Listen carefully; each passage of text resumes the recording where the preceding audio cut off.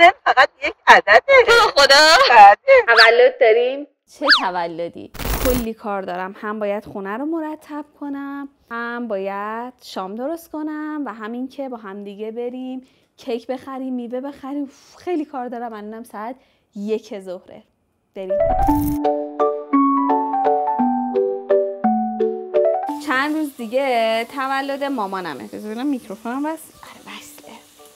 تولد مامانمه. بعد من برای اینکه دیگه شک نکنه گفتم بذار یه هفته جلوتر بگیرم که دیگه اصلا شک نکنه. بعد زنگ زدم شام دعوتش کردم با داداشم پاشن بیان اینجا. میدونی که واحد بغلی میشینن. گفتم پاشید بیاید شام خونه ما. دیگه الان گفتم بهترین غذایی که میتونم درست کنم قیمه است، چون مامانم عاشق قیمه است ولی خودش نمیتونه خوب درست کنه، همیشه لپاش وا میره. خلاصه که همین زود غذامو بار بذارم و بریم سراغ بقیه کارا.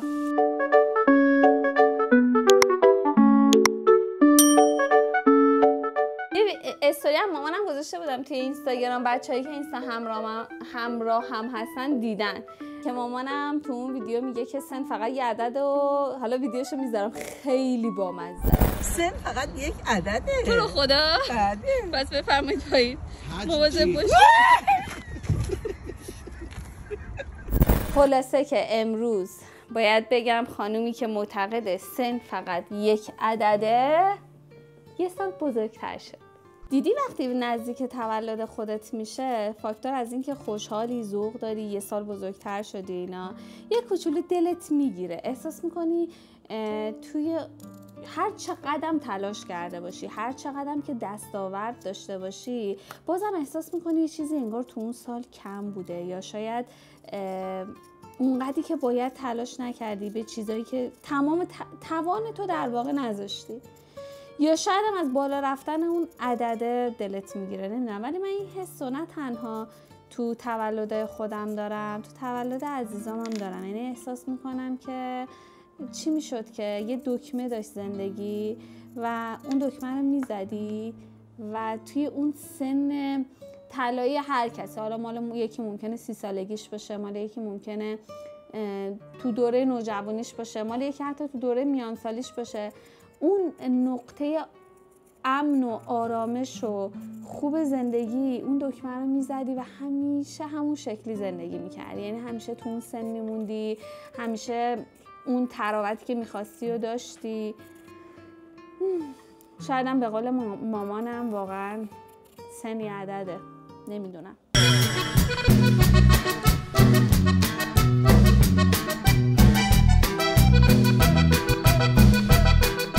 یادتونه توی ولاگ قبلی بهتون گفتم که بهم گفتن لاستیکت کم باده؟ ببین میگن کلمات قدرت داره. من اون روز انقدر به این مسئله فکر کردم که الان واقعا لاستیکم کم باد بود. اومدم باد بزنم، بعدش هم بریم کیک بخریم و دیگه بریم خونه دیگه آماده بشیم.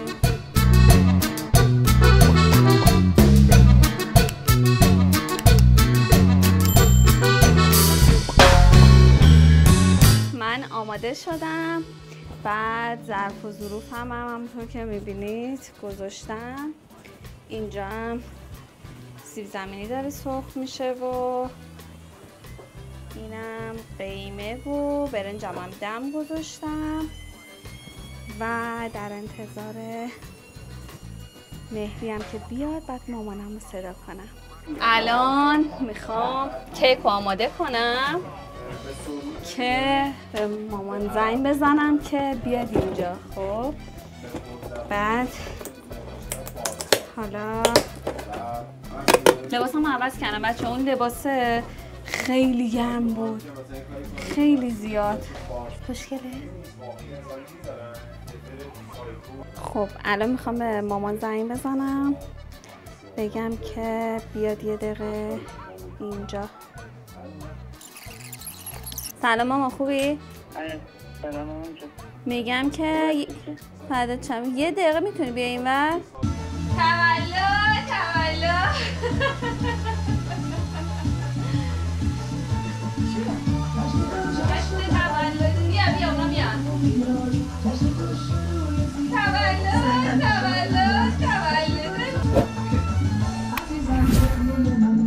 یه But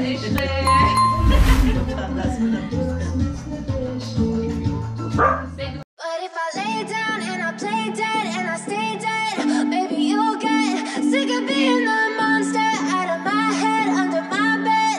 Think you're something out of my nightmares, standing right there.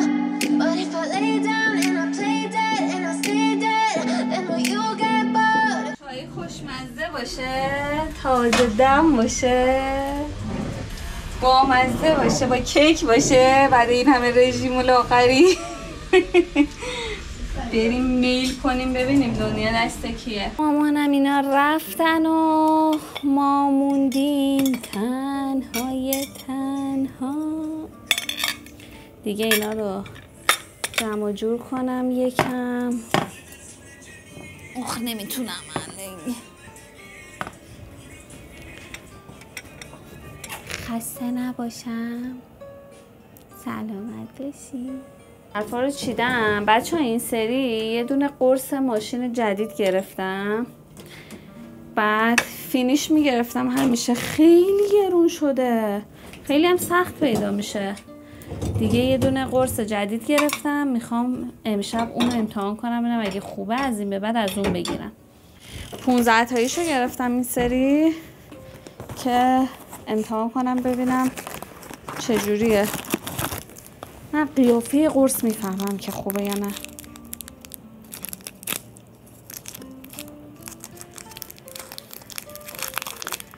باید خوب باشه. چی شد؟ قیافه میفهمیدی؟ چی شد؟ خدا رو شکر که مامانم 1 سال دیگه کنارم بود. ایشالله 120 سال عمر با عزت داشته باشه، سلامت باشه، همیشه کنارم باشه، دلش خوش باشه، تنش سالم باشه. همه پدر مادرها بچه که بودم مامانم میگفتش که اگه ظرفا بمونه توی ظرفشویی شب تا صبح شیطون میاد لیسش میزنه.